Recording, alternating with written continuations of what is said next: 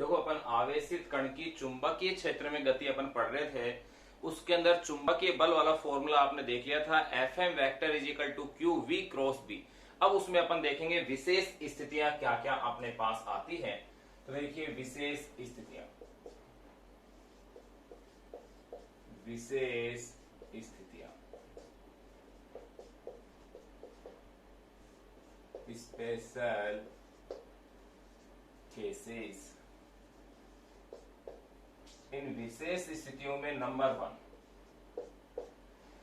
One ये है कि अगर आवेशित कण गति ही नहीं कर रहा हो, यानी चुंबकीय क्षेत्र में तो आवेशित कण विद्यमान हो परंतु वो गति नहीं कर रहा हो, तो क्या उसके ऊपर चुंबकीय बल लगेगा? नहीं लगेगा, क्योंकि F M is equal to Q V cross B, यानी कि स्थिर आवेश पर केवल विद्युत बल लगेगा, चुंबकीय बल नहीं लगेगा।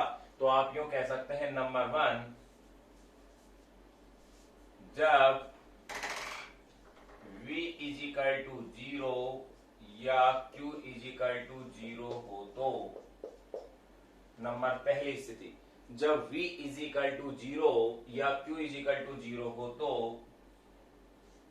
F M is equal to V क्या होगा? 0।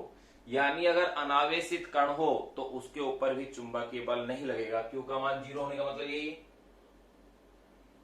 v इज इक्वल टू 0 है यानी गति नहीं कर रहा है, तो अपन ये कह सकते हैं अतः स्थिर वेग अनावेशित कण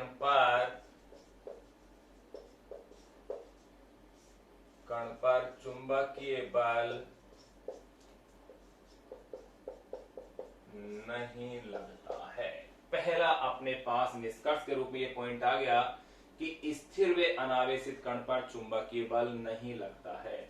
F इज इक्वल टू 0 किस फॉर्मूले से लिया? आपको पता है, F M vector is equal to Q V cross B से, यहां से आया। सेकेंड केस, अगर आवेशित कण गति तो कर रहा है, अब तो अपन तीनों स्थितियों में आवेशित कण को गति कराएंगे। आवेशित कण गति तो कर रहा है लेकिन अगर वो चुंबकीय क्षेत्र के समानांतर या प्रति समानांतर हो, यानी अब अपन स्थिति जो देखेंगे वो देखेंगे थीटा के बेस पर। अर्थात ऐसा हो कि यदि theta is equal to 0 degree या 180 डिग्री हो तो, यानी आवेशित कण गतिमान तो है। तो देखिए पहली स्थिति में तो मैंने क्या ले लिया कि वेग या q 0 हो। सेकंड स्थिति में थीटा बराबर 0 डिग्री या 180 डिग्री हो तो, अगर थीटा 180 डिग्री या 0 डिग्री हो तो आप जानते हो ऐसी स्थिति के अंदर साइन 0 डिग्री हो या साइन 180 डिग्री हो, दोनों की वैल्यू क्या होती है? 0। इसलिए F M is equal to Q V B sine theta से F M is equal to क्या हो जाएगा? 0। अर्थात आवेशित कण चुंबकीय क्षेत्र के समानांतर अथवा प्रति समानांतर प्रवेशित होता है। यानी जब आवेशित कण चुंबकीय क्षेत्र के समानांतर या प्रति समानांतर प्रवेशित होता है तो भी उसके ऊपर लगने वाला चुंबकीय बल 0 होता है। अगर लगने वाला बल 0 है, इसका मतलब उस कण का पथ अपरिवर्तित रहता है, उसके वेग, उसके संवेग, उसकी गतिज ऊर्जा में कोई परिवर्तन नहीं आता है। तो आप यूं कह सकते हैं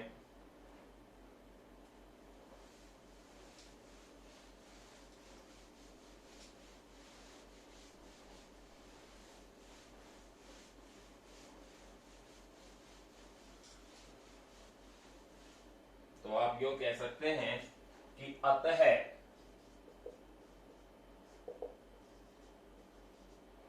जब आवेशित कण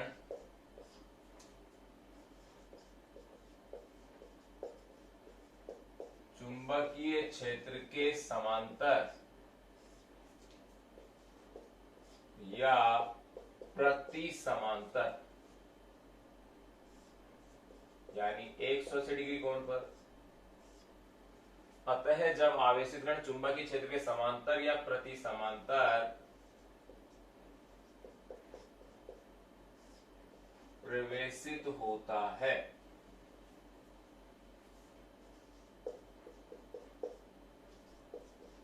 तो उस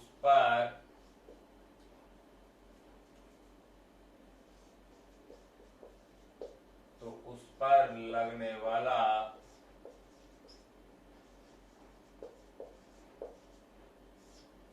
चुंबकीय बल भी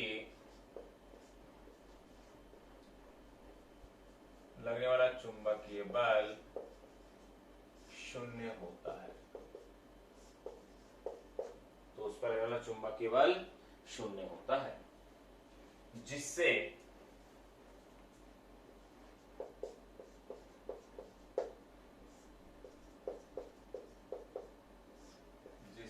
उसका पाथ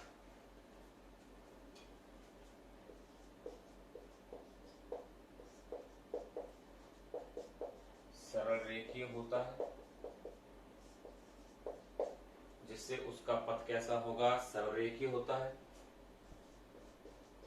उसका वेग, संवेग, वेग गतिज ऊर्जा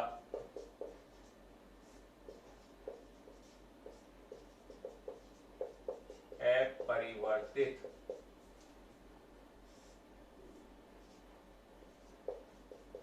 रहती है। उसका पथ सरलरेखीय होता है, उसका वेग, संवेग और गतिज ऊर्जा कैसी रहेगी? अपरिवर्तित रहती है। यानी कि अगर आवेशित कण चुंबकीय क्षेत्र के समांतर या प्रति समांतर प्रवेशित होता है। नंबर थर्ड केस यह है कि आवेशित कण जब चुंबकीय क्षेत्र के लंबवत प्रवेशित हो। नंबर थर्ड,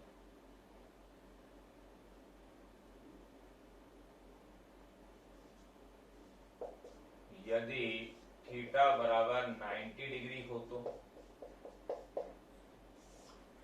अगर थीटा बराबर 90 डिग्री है तो आवेशित कण पर लगने वाला चुंबकीय बल अधिकतम होगा।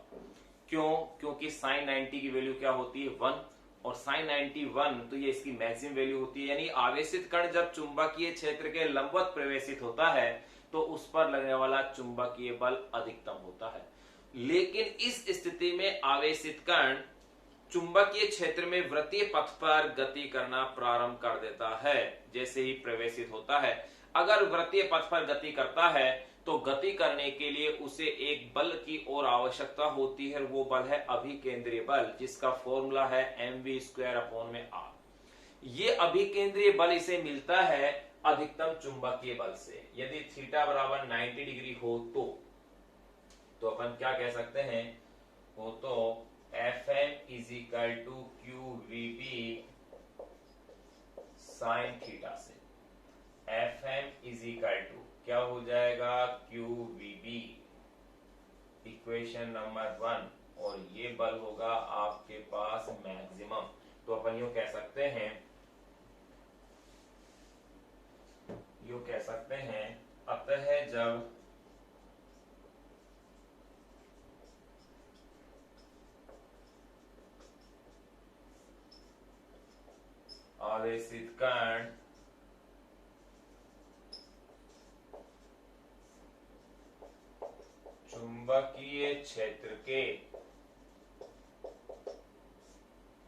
अतः जब आवेशित कण चुंबकीय क्षेत्र के लंबवत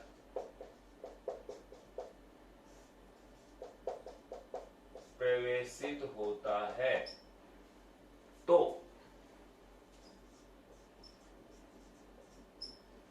उस पर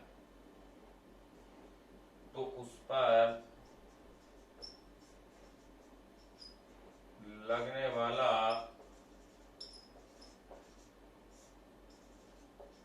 चुंबकीय बल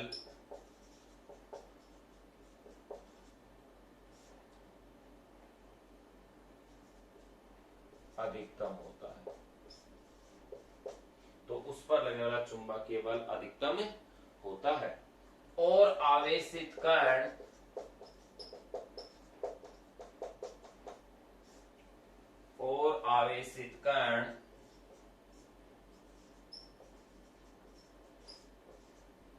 चुंबकीय क्षेत्र में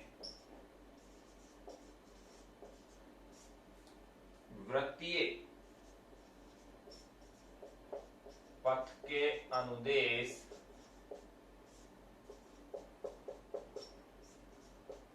गति करता है, ये लीजिए। और आवेशित कण चुंबकीय क्षेत्र में वृत्तीय पथ के अनुदेश गति करता है जब भी वो लंबवत प्रवेशित होगा। वृत्तीय पथ पर गति के लिए आवेशित कण को एक अभिकेंद्री बल की आवश्यकता होगी जो कि अधिकतम चुंबकीय बल से क्या होगा, यहां प्राप्त होगा। वृत्तीय पथ के अनुदेश गति करता है।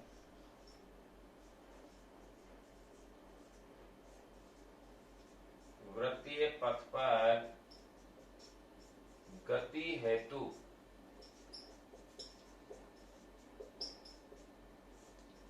आवेशित कण को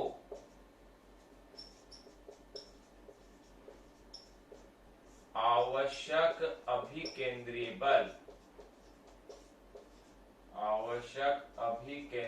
बल, ध्यान रहे अभिकेंद्रीय बल का फॉर्मूला क्या होता है, Fc से अगर मैं इसे लिखता हूं तो ये होता है mv²/r, जहां पर Fc अभिकेंद्रीय बल को शो करता है, स्मॉल m उस आवेशित कण का द्रव्यमान है और स्मॉल v उस आवेशित कण का वेग है और स्मॉल r वृत्तीय पथ की त्रिज्या है। वृत्तीय पथ पर गति हेतु आवेशित कण को आवश्यक अभिकेंद्रीय बल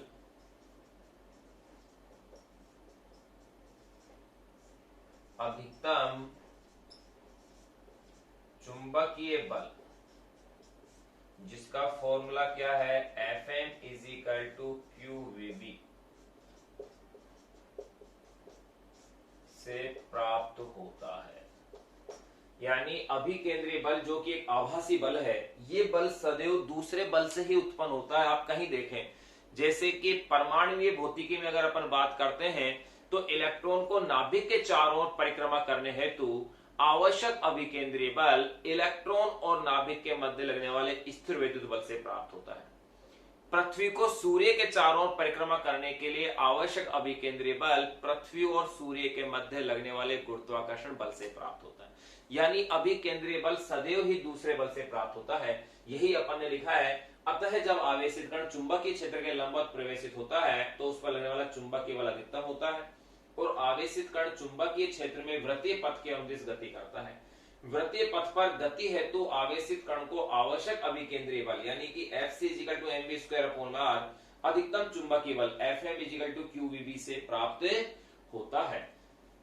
तो आप क्या कह सकते हैं, अतः यो कह सकते हैं Fc = Fm।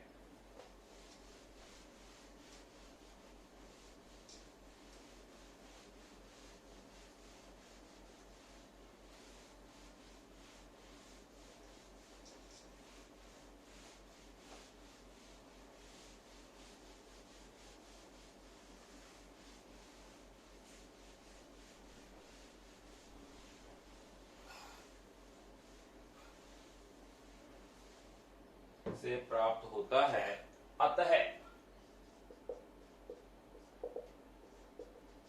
Fm = Fc, अतः Fm क्या होगा अपने पास Fc। तो अब देखिए भैया Fm की वैल्यू तो क्या थी आपके पास, या इसे हम कह सकते हैं Fc = Fm। ये लो Fc = Fm। बात एक ही है कि अभिकेंद्रीय बल चुंबकीय बल से क्या होता है, प्राप्त होता है। अभिकेंद्रीय बल का फॉर्मूला है आपके पास mv²/r और Fm की वैल्यू है qvb। ध्यान रखना स्मॉल v वेग है, यही इसी में अपन आगे कैपिटल V लेंगे, वो होगा विभवांतर। अब देखिए आप इसे एक v से ये एक v आपके पास कैंसिल हो गया है, तो यहां रह गया है mv/r = qb। तो यहां से स्मॉल r देखिए, अब यहां से अपन एक एक वैल्यू को निकालेंगे पहले, यानी इस तरह से अपन लिख दें Fm = Fc = Fm, ये वैल्यू अपन रखी है। अब अपन बात करेंगे स्मॉल r की, तो देखिए स्मॉल r हो जाएगा mv/qb। ये अपने पास वृत्तीय पथ की त्रिज्या का क्या आ गया है, फॉर्मूला आ गया है। इसे आप नाम दे दीजिए इक्वेशन नंबर 2। एक फॉर्मूला ये त्रिज्या का ये आ गया। फिर देखिए इसी को अपन आगे बढ़ाते हैं, यहाँ स्मॉल एम द्रव्यमान है, v उसका वेग है। तो आप जानते हैं द्रव्यमान और वेग के गुणनफल को संवेग कहा जाता है। तो ये आवेशित कण का संवेग बन गया है स्मॉल p, यानी रेखीय संवेग जिसे कहते हैं, रेखीय संवेग कहते हैं या केवल संवेग कहते हैं। तो देखिए चूंकि mv is equal to small p, ये है रेखीय संवेग अथवा संवेग भी कहा जा सकता है। इसलिए small r is equal to p upon में qb, इक्वेशन नंबर 3। ये एक वृत्तीय पथ की त्रिज्या का एक फॉर्मूला ही आ गया। अगर संवेग और गति ऊर्जा के मध्य अपन संबंध देखें तो देखिए संवेग और गति ऊर्जा के मध्य संबंध क्या होता है, खूब आपने भली भांति पढ़ा हुआ है 11th में भी कि संवेग P is equal to root of 2me होता है। तो अपन यूं कह सकते हैं यदि आवेशित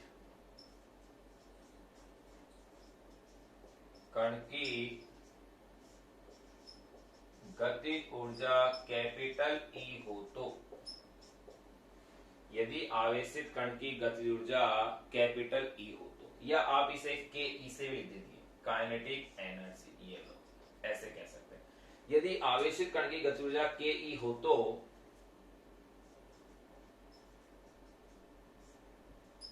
संवेग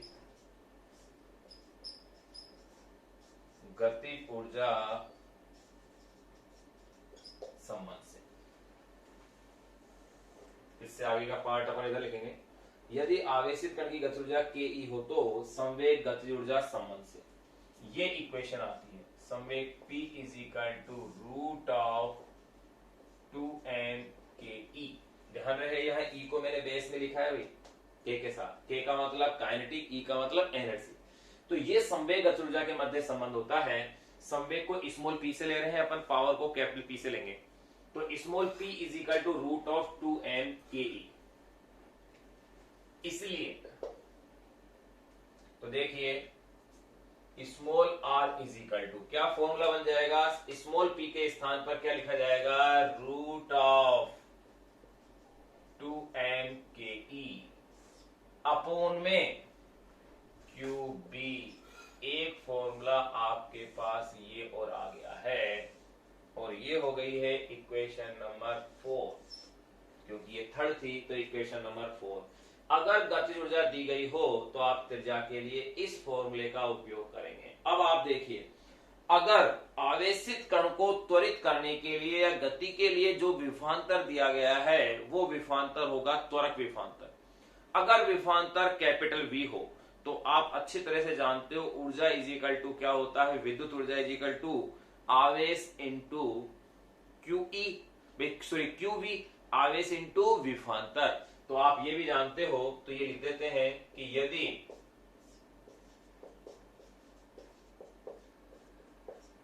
विभवांतर कैपिटल V हो तो ध्यान रहे स्मॉल v तो वेग को शो कर रहा है, जबकि कैपिटल V विभवांतर को शो कर रहा है। यदि विभवांतर कैपिटल V हो तो kinetic energy ke is equal to qv होगा, ये कैपिटल V।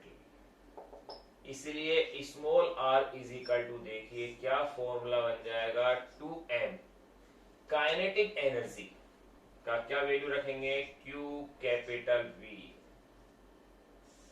अपॉन में qb। फिर देखो small r is equal to, यहां रूट में स्मॉल q है, यहां ये q है, तो रूट ऑफ q से ये q कैंसिल हो जाएगा, यानी मेरे पास रह जाएगा 1 अपॉन में b, और ये सब कुछ रूट में आ जाएगा। 2 आ गया, m आ गया, कैपिटल V आ गया, अपॉन में ये q आ गया। क्यों? क्योंकि रूट ऑफ q से q को कैंसिल आउट किया तो रूट ऑफ q बच गया मेरे पास। एक इक्वेशन मेरे पास ये आ गई है, और ये है इक्वेशन नंबर 5।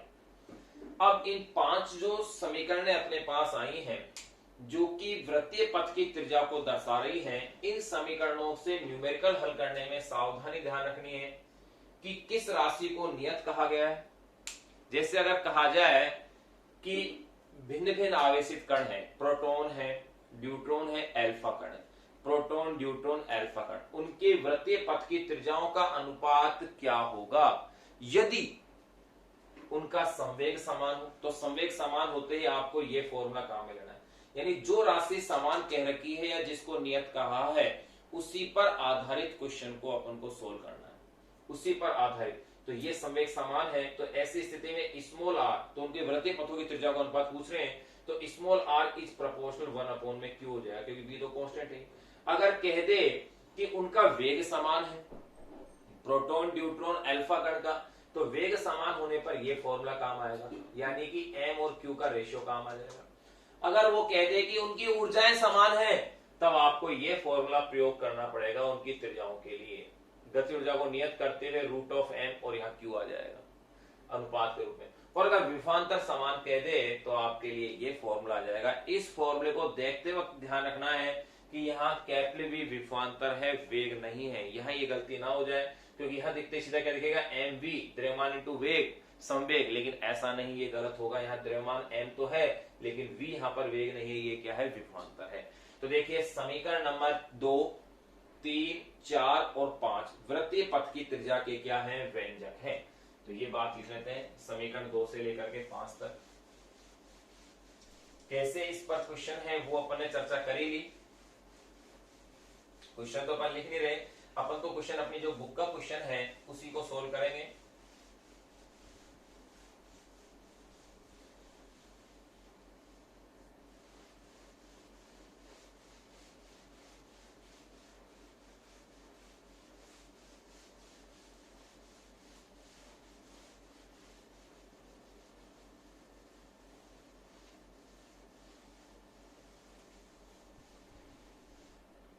तो देखिए अब अपन क्या लिखेंगे,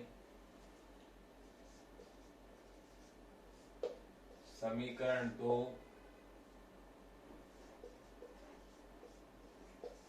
समीकरण 3, समीकरण 4 वे समीकरण 5।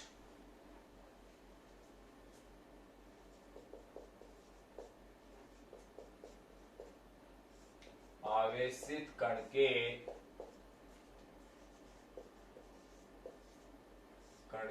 वृत्तीय पथ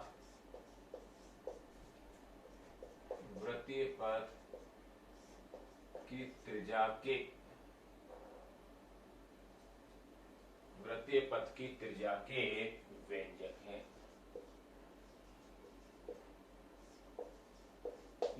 ये अपन ने इसकी त्रिज्या निकाल ली। अगर ये कहा जाए कि आवेशित कण के लिए उसका आवर्तकाल ज्ञात कीजिए और उसकी आवृत्ति ज्ञात कीजिए, कोणीय आवृत्ति ज्ञात कीजिए, तो वो भी अपन ज्ञात कर सकते हैं। देखिए आवर्तकाल क्या होता है, एक चक्कर को पूरा करने में लगा समय आवर्तकाल कहलाता है। यानी कि यूं कह सकते हैं समय है, और समय क्या होता है, दूरी बटे चाल। तो देखिए समय अगर दूरी बटे चाल है, तो यहां अपन एक चीज देखते हैं कि दूरी समय इक्वल दूरी अपन चाल हो गया, तो दूरी यहां क्या होगी, वृत्ताकार पथ में जो तय की गई दूरी होगी वो होगी उसकी परिधि, और चाल क्या है, v है। तो यहां आप क्या कह सकते हैं, देखो यदि आवेशित कण का आवर्तकाल कैपिटल T हो, तो यदि आवेशित कण का आवर्तकाल कैपिटल T हो, तो capital T is equal to क्या होगा, एक चक्कर में तय की गई दूरी बटे में उस दूरी को तय करने में लगा समय।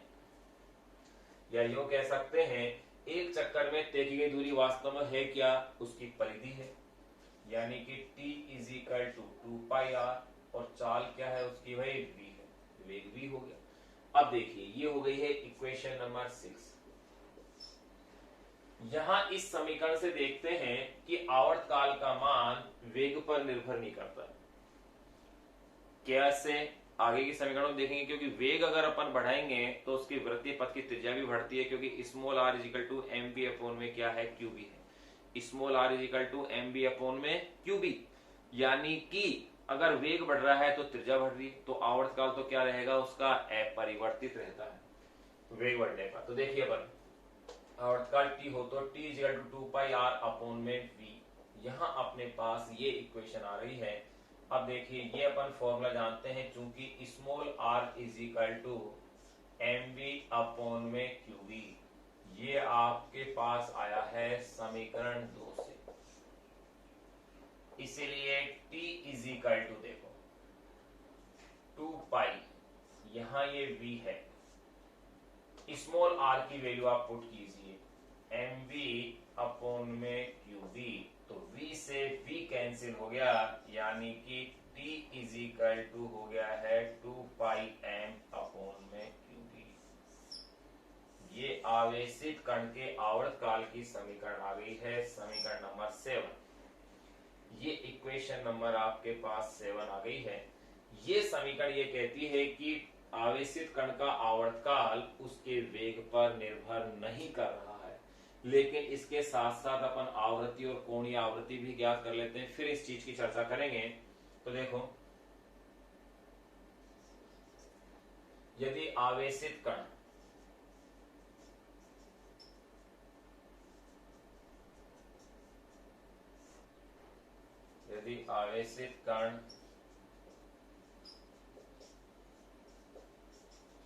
के लिए आवृत्ति स्मॉल f से शो कर रहे हैं भाई आप यहाँ, यदि आवेशित कण के लिए आवृत्ति f हो यानी फ्रीक्वेंसी f हो, तो f is equal to 1 upon में t से, क्योंकि आवृत्ति होती क्या है, आवर्तकाल का व्युत्क्रम।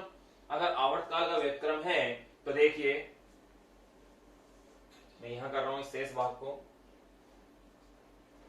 f इज इक्वल टू इसका इनवर्स कर दीजिए, तो ये हो जाएगा QB अपॉन में 2 पाई m, और ये इक्वेशन नंबर हो जाएगी 8। ये लीजिए आवर्ती का भी फॉर्मूला आ गया। और अगर ये कहा जाए कि कोणीय आवर्ती ज्ञात कीजिए, तो कोणीय आवर्ती ओमेगा इक्वल टू क्या होता है, 2 पाई f, एवं कोणीय आवृत्ति ओमेगा हो तो omega is equal to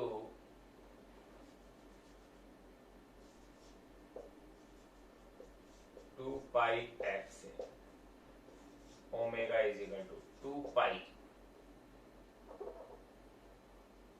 omega is equal to 2 pi तो है, f की वैल्यू ये रही आपके पास QB अपॉन में 2 पाई n। तो देखिए जो इसमें कैंसिल हो रहा है उसे कर लीजिए, 2 पाई से 2 पाई कैंसिल, QB अपॉन में n, इक्वेशन नंबर 9।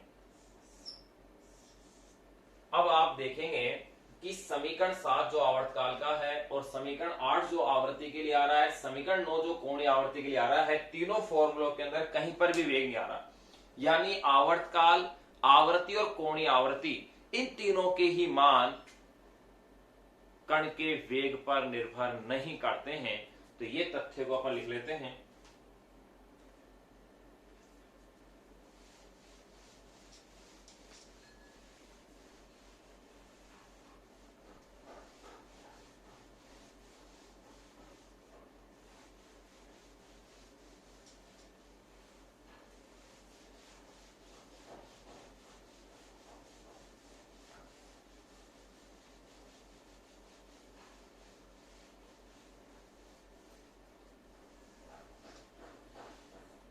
देखिए इस तथ्य को अगर अपन लिखें तो देखो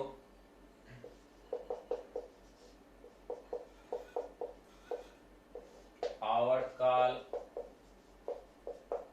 आवृत्ति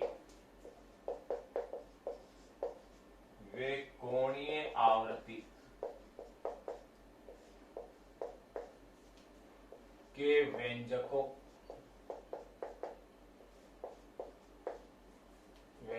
से स्पष्ट है कि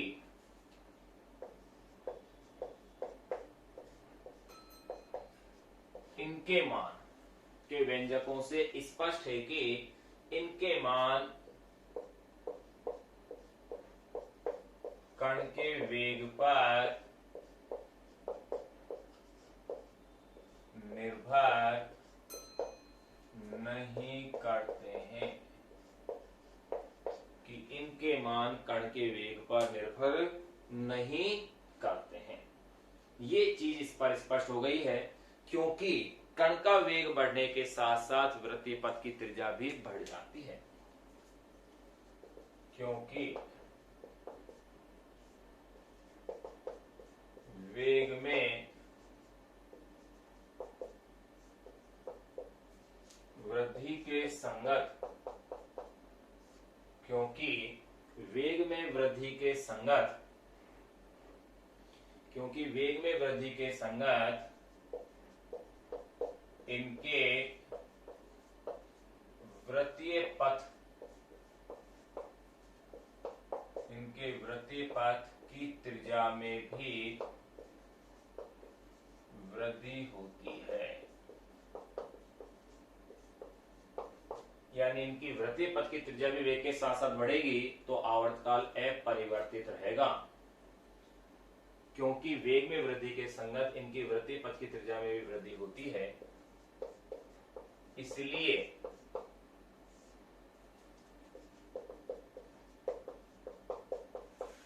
आवेशित कण का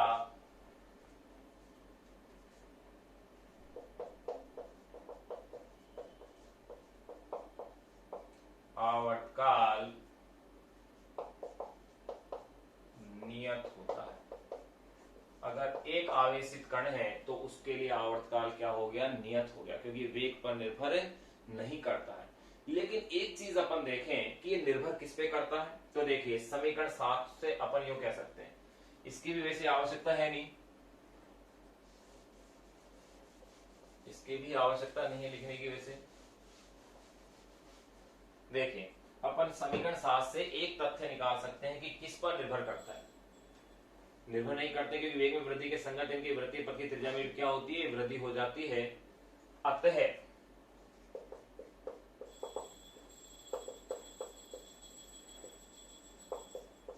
वेग वृद्धि का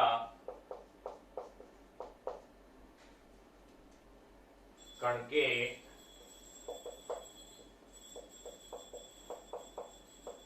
के आवर्तकाल पर कोई प्रभाव नहीं पड़ता है, ये अपन ने जान लिया। फिर अपन जानते हैं समीकरण 7 से, देखिए कि निर्भर किस किस पर करता है। समीकरण 7 को आप ऐसे भी लिख सकते हैं, T = 2π, यहां m को अपोन में लिया है तो ये हो जाएगा Q/m, और यहाँ ये है B। 7 के बाद आपके पास समीकरण नंबर 8 आ चुकी थी आवृत्ति के रूप में, 9 आपने ली थी कोणीय आवृत्ति की, तो समीकरण नंबर हो जाएगी 10। अब देखिए समीकरण 7 से T = 2πm, सॉरी m को नीचे लिया है, 2πQ/mb, यहाँ Q/m क्या है, विशिष्ट आवेश है। तो इस समीकरण से स्पष्ट है कि कण का आवर्तकाल चुंबकीय क्षेत्र की तीव्रता और विशिष्ट आवेश पर निर्भर करता है।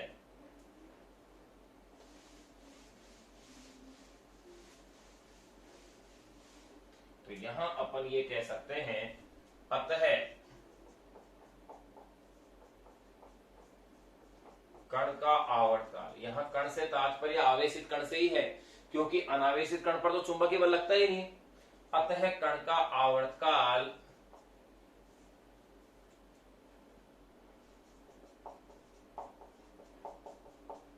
आवेशित कण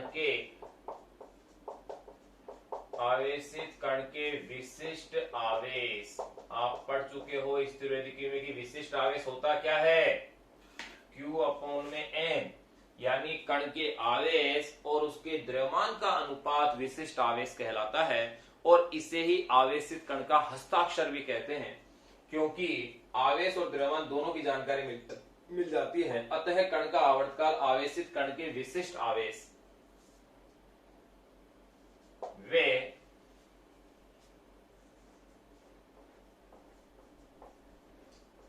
चुंबकीय क्षेत्र की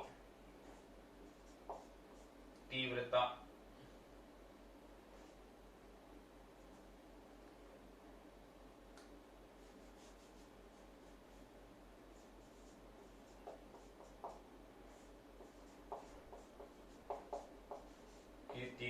पर निर्भर करता है।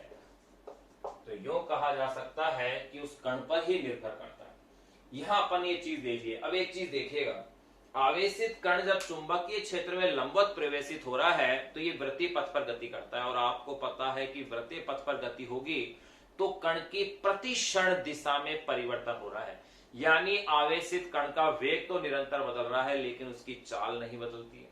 या यूं कह सकते हैं आवेशित कण के वेग का परिमाण नियत रहता है। संवेग भी निरंतर बदल रहा है क्योंकि उसमें वेग बदल रहा है, या लेकिन संवेग का परिमाण नियत है। इसी तरह से गतिज ऊर्जा तो अपरिवर्तित है, कि गतिज ऊर्जा तो पहले से अदिश राशि है। तो अपन एक लाइन ये भी इसमें ऐड कर सकते हैं। ये अपन ने कण के आवर्तकाल के संबंध में पॉइंट लिख ही लिया है।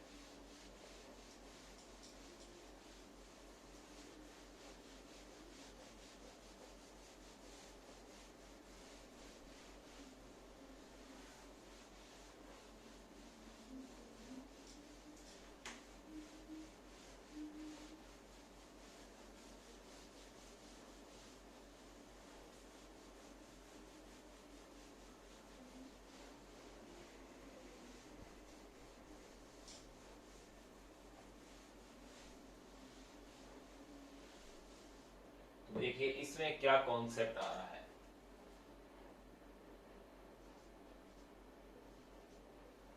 जब आवेशित कण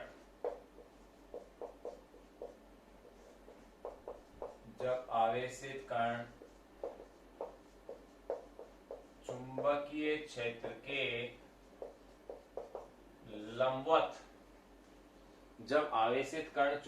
क्षेत्र के लंबवत प्रवेशित होता है तो उसका देखिए वेग व संवेग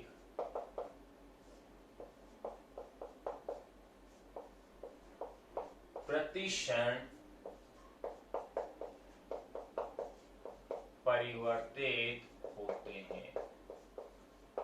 बोलिए बिल्कुल सही है, वेग प्रति क्षण चेंज होगा क्योंकि वृत्ताकार पथ पर गति है, और आपको पता है कि वृत्ताकार पथ पर होने वाली गति सदैव त्वरित गति होती है। क्यों होती है त्वरित गति? क्योंकि वेग में निरंतर चेंज आ रहा है। उसका वेग का परिमाण नियत है लेकिन उसकी दिशा निरंतर बदल रही है। तो देखिए उसका वेग व संवेग प्रति क्षण परिवर्तित होता है, परंतु वेग का परिमाण, या इसे आप कह दीजिए चाल, वे संवेग का परिमाण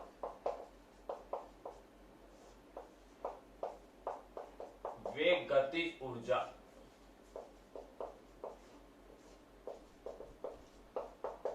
अपरिवर्तित रहती है। ये लीजिए, ये पॉइंट भी अपन ने इसका जान लिया है। अगर आवेशित कण चुंबकीय क्षेत्र में लंबवत प्रवेशित होता है तो इसमें वेग और संवेग प्रति क्षण परिवर्तित होते हैं, परंतु वेग का परिमाण और संवेग का परिमाण वेग गतिज ऊर्जा अपरिवर्तित रहती है। तो दो स्थिति अपन ने जान ली, तीन जान ली है। पहला, जब आवेशित कण पर कोई आवेश ही नहीं है अथवा यूं कह सकते हैं वो गति नहीं कर रहा हो, तब उसके ऊपर लगने वाला बल शून्य था। दूसरा, जब आवेशित कण चुंबकीय क्षेत्र के समांतर या प्रति समांतर प्रवेशित होता है। तीसरा, जब आवेशित कण चुंबकीय क्षेत्र के लंबवत प्रवेशित होता है। फिर इसके बाद चौथा और लास्ट है, जब आवेशित कण चुंबकीय क्षेत्र में किसी न्यून कोण थीटा पर प्रवेशित होता है, यानी थीटा का मान 0 से तो अधिक हो और 90 डिग्री से क्या हो, कम हो, इसमें प्रवेश करता है तो उस आवेशित कण की गति कैसी होती है उसकी चर्चा अपन करते हैं। ये अपन ने जान लिया था कि जब आवेशित कण चुंबकीय क्षेत्र के समांतर या प्रति समांतर प्रवेशित होता है तो उस आवेशित कण का पथ रेखीय होता है, और जब ये लंबवत होता है तो ऐसे लंबवत प्रवेशित होता है तब उसका पथ वृत्तीय होता है। अब उसका पथ वगैरह कैसा होगा इसकी अब अपन चर्चाएं करते हैं। नंबर 4 एंड लास्ट कॉन्सेप्ट है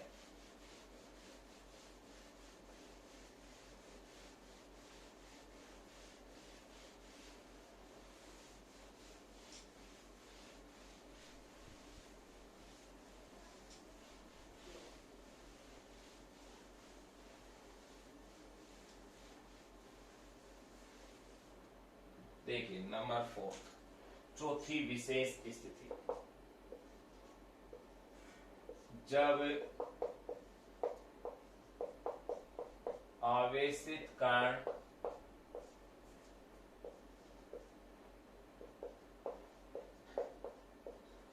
चुंबकीय क्षेत्र में थीटा कोण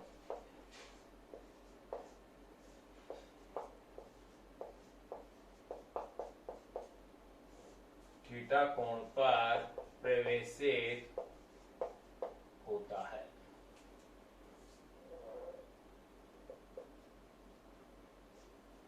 और थीटा है क्या भाई, थीटा जो है बड़ा होगा, यानी थीटा 0 डिग्री से तो क्या होगा भाई, बड़ा होगा, 0 डिग्री से बड़ा होगा, लेकिन 90 डिग्री से क्या होगा, कम होगा।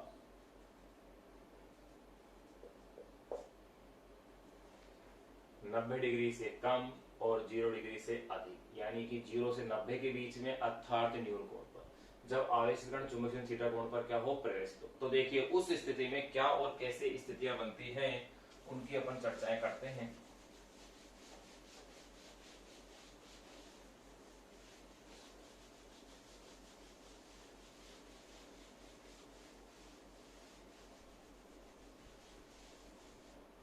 देखो ये आपने एक समरूप चुंबकीय क्षेत्र है,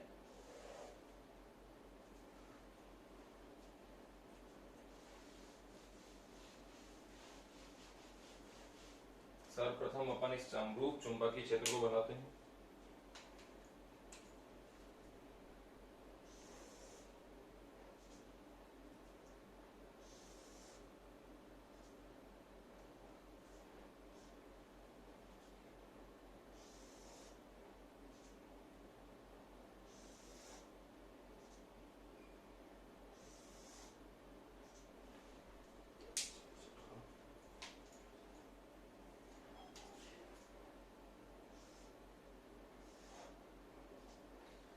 ये कोई समरूप अपने पास क्या है, कोई चुंबकीय क्षेत्र है।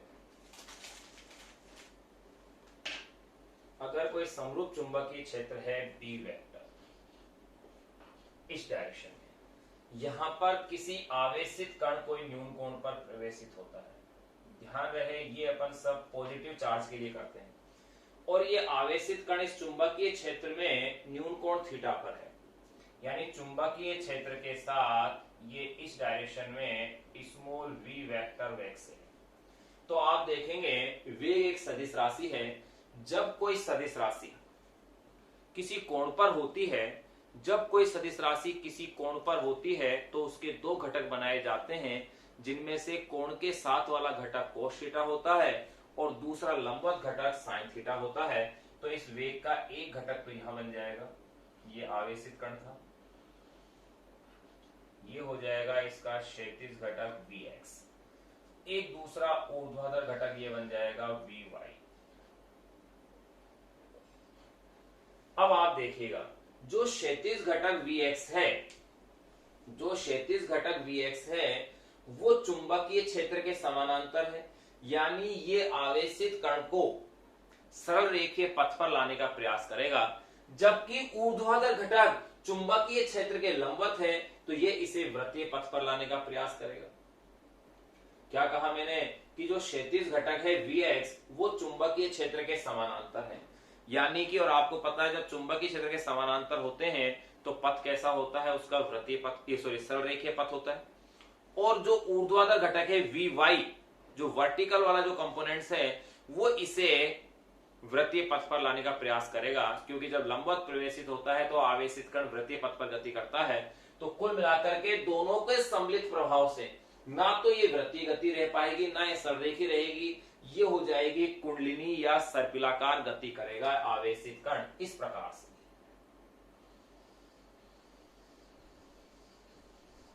प्रकार से इस आवेशित कण की क्या होगी, गति हो जाएगी। इस प्रकार कुंडलिनी ये गति करेगा। फिर इस कुंडलिनी के बीच की ये जो एक दूरी है इसे कहते हैं अपन इसकी पिच। चलो इसके बारे में अपन इसी में आगे पढ़ेंगे। यही इसकी कहलाएगी पिच।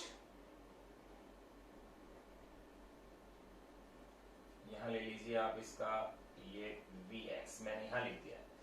ये एंगल है इसका थीटा चुंबकीय क्षेत्र के साथ। तो पहले अपन इस बात को लिख दें कि जब आवेशित कण चुंबकीय क्षेत्र में किसी कोण थीटा पर प्रवेशित करता है तो इसका क्षैतिज घटक Vx और Vx इज इक्वल टू क्या होगा, V cos थीटा, और ऊर्ध्वाधर घटक Vy इज इक्वल टू क्या होगा, V sin थीटा। तो देखिए जब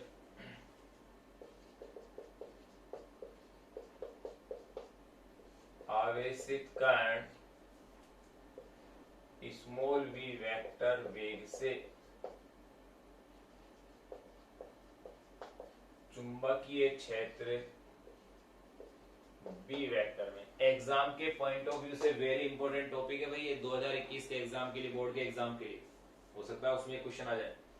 जब आवेशित कण स्मॉल बी वेक्टर वेग से चुंबकीय क्षेत्र बी वेक्टर में थीटा कोण पर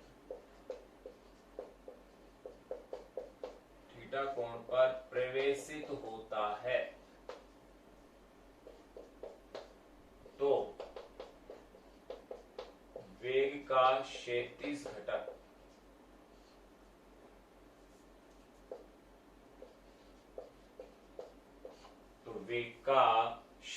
घटक Vx is equal to V cos theta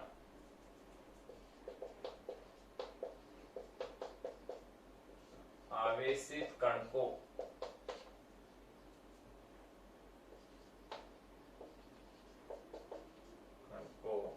रेखीय पथ पर तो क्षैतिज घटक Vx is equal to V cos theta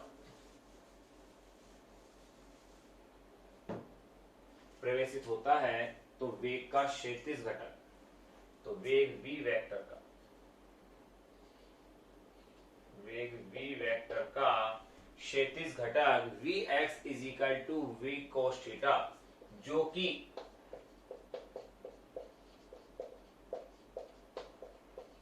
कि चुंबकीय क्षेत्र के समांतर है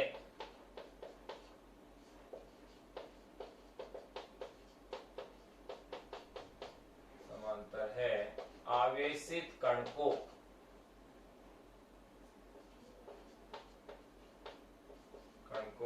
सरल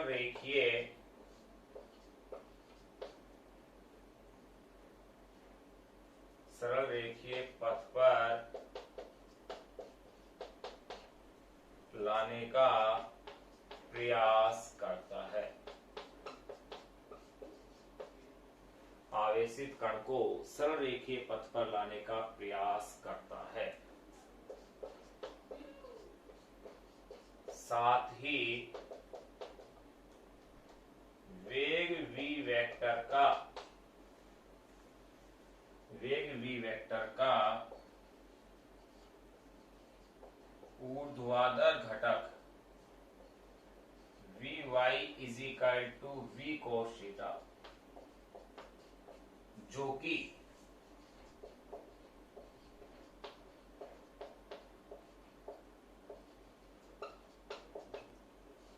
चुंबकीय क्षेत्र के लंबवत है,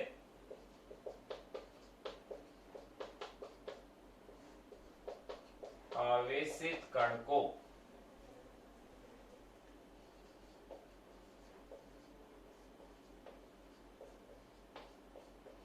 वृत्तीय पथ पर वृत्तीय पथ पर लाने का प्रयास करता है। अब एक तो उसे सररेखीय पथ पर लाने का प्रयास कर रहा है और एक उसे वृत्तीय पथ पर लाने का प्रयास कर रहा है, तो रिजल्टेंट क्या होगा, इसका पथ कैसा हो जाएगा, कुंडलिनी हो जाएगा। लाने का प्रयास करता है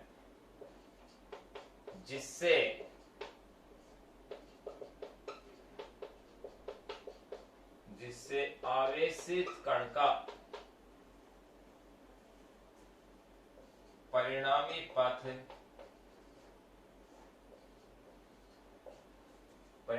पथ कुंडलिनी यानी हेलिकल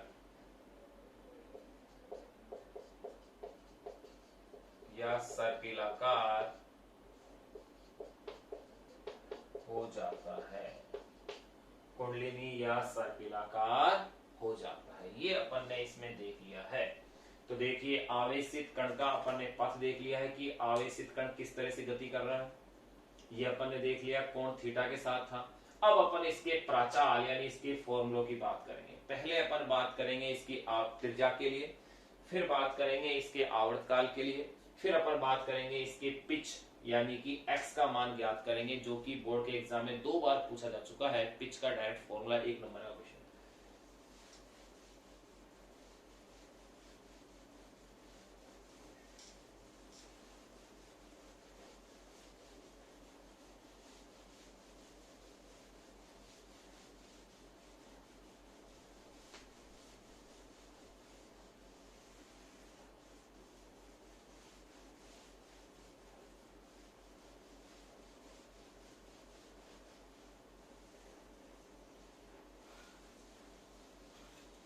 देखिए इस कॉन्सेप्ट में अपन अब ज्ञात करते हैं नंबर फर्स्ट कुंडलिनी पथ की त्रिज्या। पहले बात करेंगे अपन त्रिज्या की। तो देखिए भाई त्रिज्या का फॉर्मूला अपन ने देखा था, small r is equal to mv upon में क्यूबी होता है, जिसे अपन निकाल चुके हैं, लेकिन वो वृत्तीय पथ के लिए था। यहां होगा कुंडलिनी, ये त्रिज्या इसे किससे मिलेगी, ऊर्ध्वाधर घटक की वजह से मिलेगी। भाई इसका पथ यो होगा, ऐसे गति करेगा ये यो, इस तरह से इस डायरेक्शन में मूव करेगा ये, इस तरह से गति करेगा। तो अपन क्या देखते हैं कि आवेशित कण की अगर मैं त्रिज्या की अगर मैं इसमें बात करता हूं, तो त्रिज्या के लिए इसमें ऊर्ध्वाधर घटक इसका प्रभावी होगा। तो देखिए त्रिज्या के लिए क्या फॉर्मूला बनेगा, small r is equal to M V Y upon में क्यू बी। इसे आप कैसा लिख सकते हैं, वी वाई का मतलब क्या है, V sine theta, M V sine theta upon में क्यू बी। ये अपने पास त्रिज्या के रूप में फॉर्मूला आ गया है। अब अपन नंबर सेकंड बात करें इसके आवर्तकाल की। तो देखिए इसका आवर्तकाल क्या होगा, वही सेम फॉर्मूला होगा जो उसके लिए निकाला था, 2 पाई एम अपॉन में क्यू बी। फिर अपन नंबर थर्ड इसमें जो बात करेंगे वो है इसके पिच की बात करें, तो पिच होता है एक चक्कर में तय किया गया पथ, एक चक्कर के दौरान तय किया गया पथ, इसका क्या कहलाता है, पिच कहलाता है, यानी कि दूरी। और दूरी इज इक्वल टू क्या होगा, देखो चाल इंटू समय। तो अपन क्षैतिज दूरी की बात कर रहे हैं इसमें, तो क्षैतिज दूरी अगर आपको ज्ञात करनी है तो आप ध्यान दीजिएगा, क्षैतिज दूरी ज्ञात करने के लिए जो घटक होगा वेग का, वो कौन सा घटक होगा, क्षैतिज घटक vx, और समय हो गया t, यानी कि t into VX. t into VX किसके इक्वल होगा, x के इक्वल होगा, t इंटू वीएक्स। यहां पर vx की वैल्यू हो जाएगी v cos थीटा, t की वैल्यू होगी 2 पाई m अपॉन में qb। तो यहां अपने पास 2 पाई m अपॉन में qb और ये वैल्यू अपने पास आ जाएगी। इस तरह से ये अपन इसकी डेरिवेशन कंप्लीट और करेंगे।